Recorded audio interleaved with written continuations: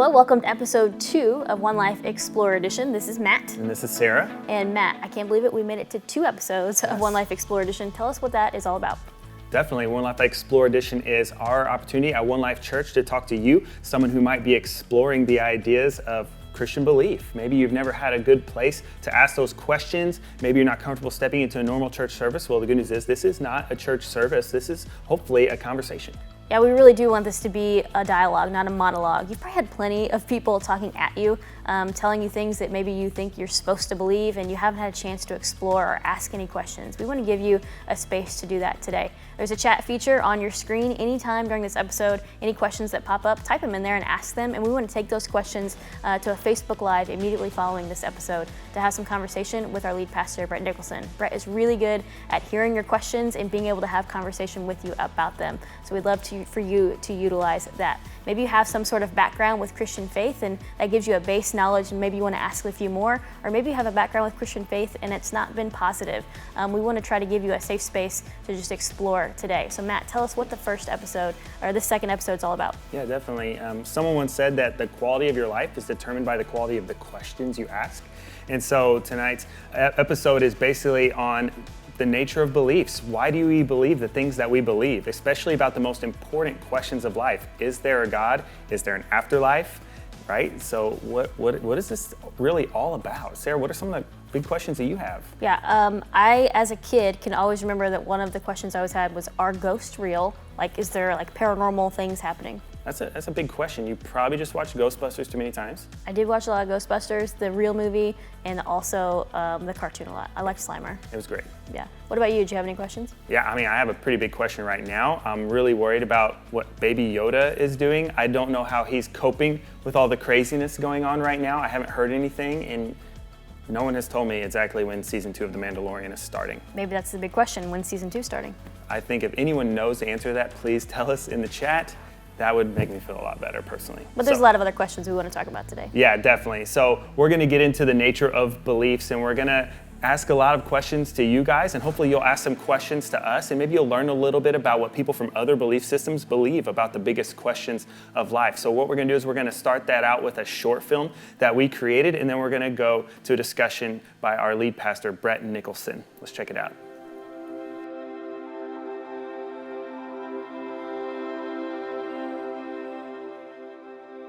You could say the way we experience life is along 2 tracks. One track is the world that we see, taste, touch, smell, experience, and explore.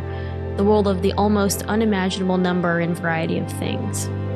Natural things, mountains, rivers, grass, moose, flowers, strawberries, canyons, rams, really high cliffs, cicadas, ants, elk. One of these things, snow, you get the idea. Add to that, there's all the things that we've learned to make out of the natural things we see, like Pez dispensers or Cheetos. That's the first track. Then there's the other track.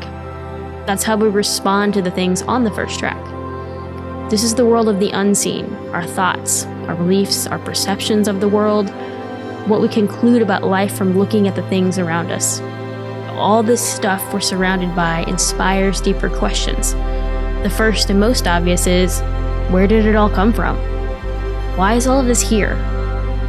Philosophers have long discussed the question, why is there something rather than nothing? And most of us have wondered, is all this stuff here for a reason?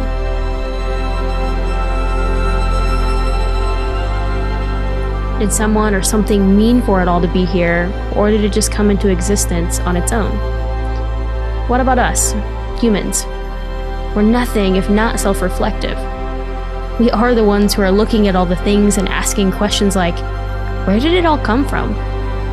Then we look at ourselves and wonder, who are we? Are we special? Mark Twain put it, the 2 most important days in your life are the day you are born and the day you find out why. Are we accidental? Are we just animals with better fashion sense who enjoy games and texting and watching TV? Are we merely oxygen, carbon, hydrogen, nitrogen, calcium, and phosphorus with dashes of potassium, sulfur, sodium, chlorine, and magnesium, but nothing else? Are we all physical, or is there something extra-dimensional about us? Then there's a question you can't avoid if you stick around long enough. With all the wonderful things around, what's wrong? Something's off. But what is it? There's beauty in the world, but there's also the ugly, the difficult, and the tragic. Is there a cure for what's wrong? If so, what is the cure? Is it more knowledge or leisure time, money, mindfulness, more notoriety, better sitcoms, or maybe just a lot of chocolate? And then there's the painful fact that all of us died. From everything we can see, life seems destined to simply end. Not only for us, but also for the whole universe. In light of this really depressing fact, is there hope? Is there hope even beyond death? Is there a whole new reality we get to enter into where death is not a threat? Or when it's over, is it just over? All of us, in one form or another, have wondered about these kinds of things. And what's more, we've probably answered them, at least sufficiently for ourselves. Our answers to those kinds of questions collectively is called a worldview. Our worldview is our beliefs about the most important and meaningful questions of life. And our worldview guides our values, decisions, and viewpoints much more than we realize. Worldviews can be formal. The major religions have doctrinal statements designed to say, this is the answer to the questions. The lesser-known religions may not have formal statements, but they do have teachings and explanations. But it's important to note that worldviews don't have to be religious. You can have a very irreligious worldview, or a worldview that rejects organized religion's answers. Worldviews can be informal and personal. For instance, many people answer the questions by mashing up various formal systems and then customizing them to their own views. Someone might like the Christian answer to the question of who we are as human beings, the atheist answer to what the cure for the problem is, and the Hindu answer to is there hope even beyond the grave? But here's an important question. Can worldviews be true? And for that matter, can they be false? Can a worldview that I hold on the inside be false on the outside? Is my worldview accurate to what reality actually is? Are my beliefs true? Worldviews are different from one another. Really, really different. Sometimes their differences are mutually exclusive, and that leads us to a problem that's going to take some thought. What do you believe about the most important and meaningful questions of life?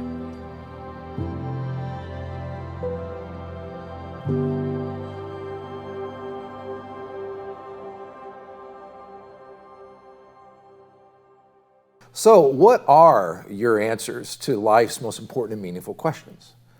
That's a great question, isn't it?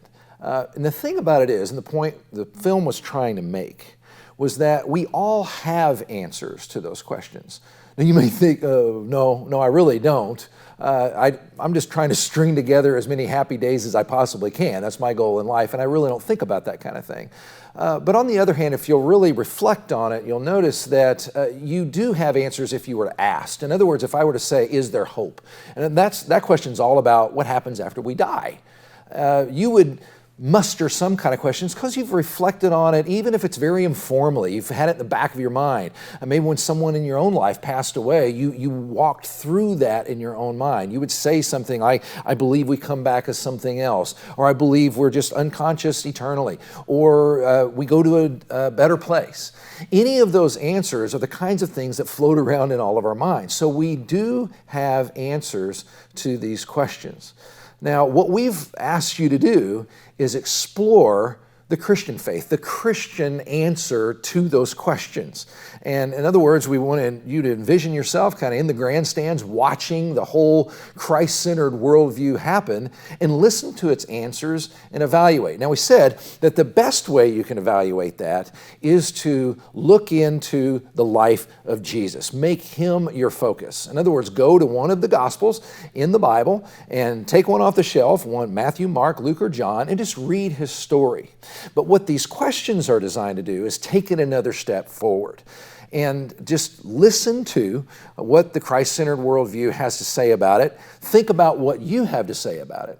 And the good thing about all those questions that were introduced in the film is that you can also use those questions to evaluate a lot of different belief systems. You can evaluate other religions, whether it's Hinduism or Islam, or you can also evaluate non-belief systems. Atheism can be looked at that way. And that's why we're going to, in the weeks to come, we're going to take each of those questions individually and think through what are the implications and what are the actual beliefs that the Christ-centered worldview has.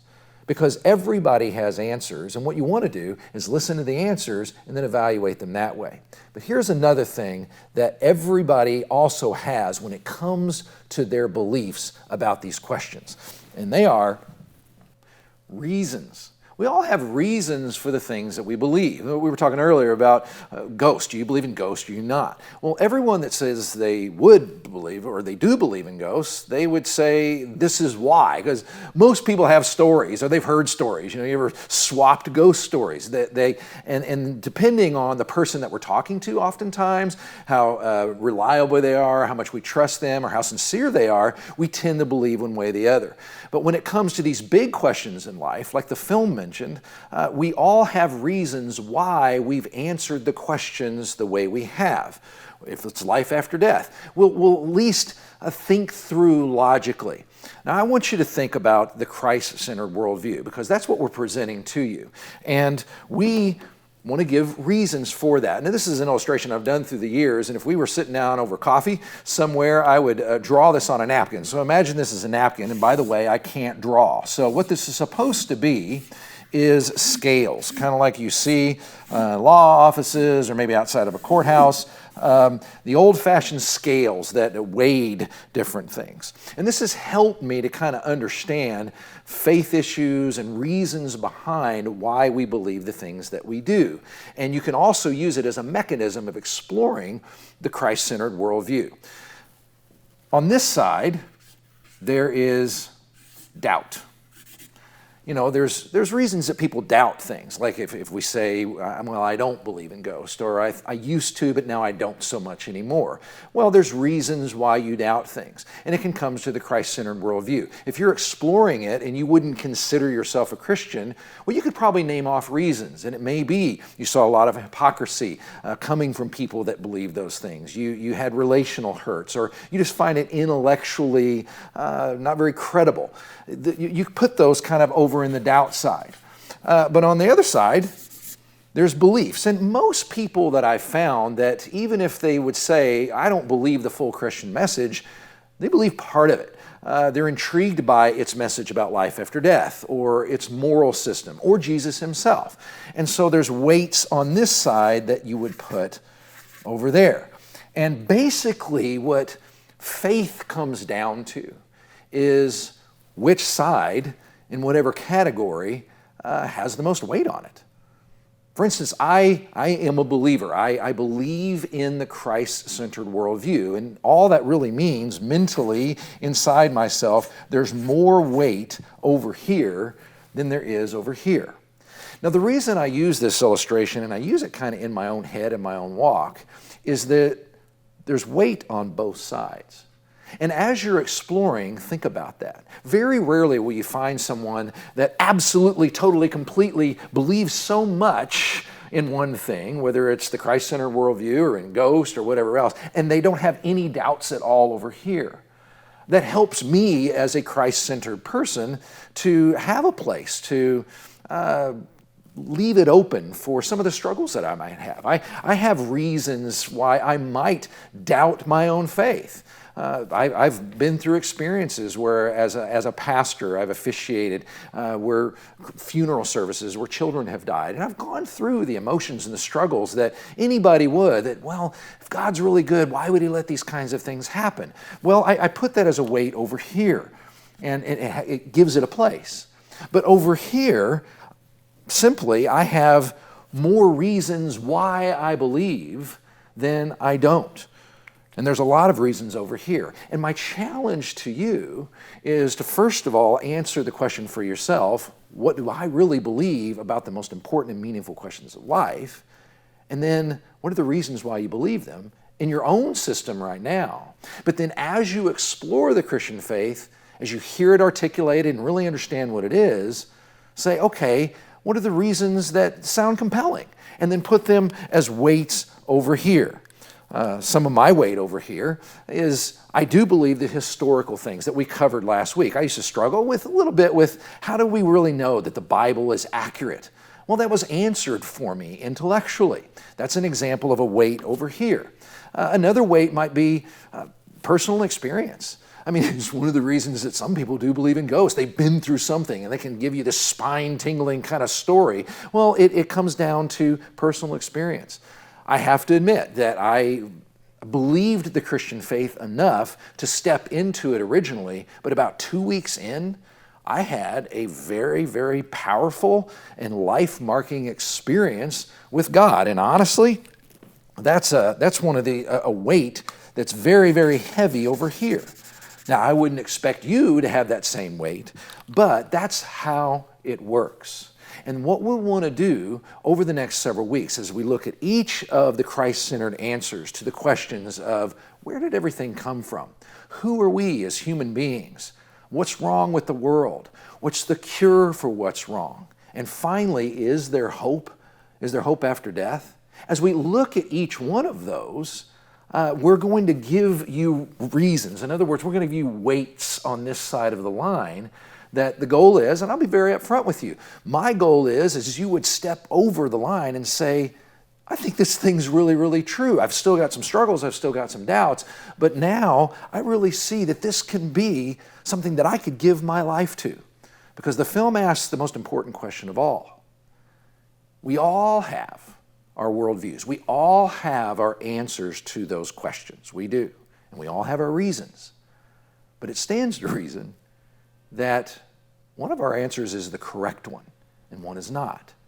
In other words, if I believe that there really is life after death, as a Christ-centered person, the Christ-centered worldview says that there is hope after the grave. And I do believe that.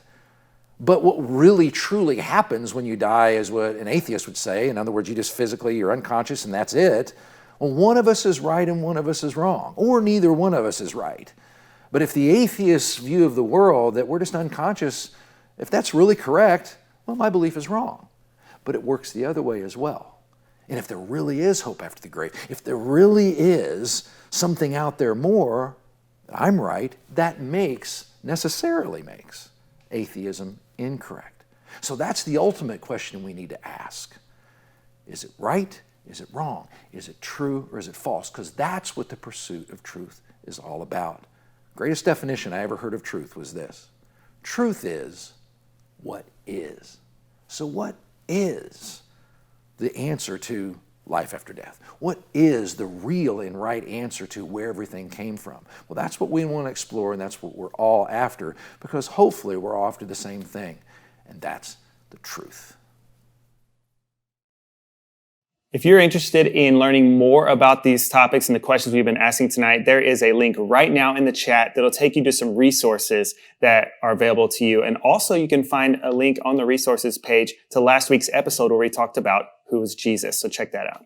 Yeah, we want to continue the conversation right now. You guys have asked some really great questions. We want to take those over to our Facebook Live right now with our lead pastor, Brett Nicholson, and continue the conversation. So join us there.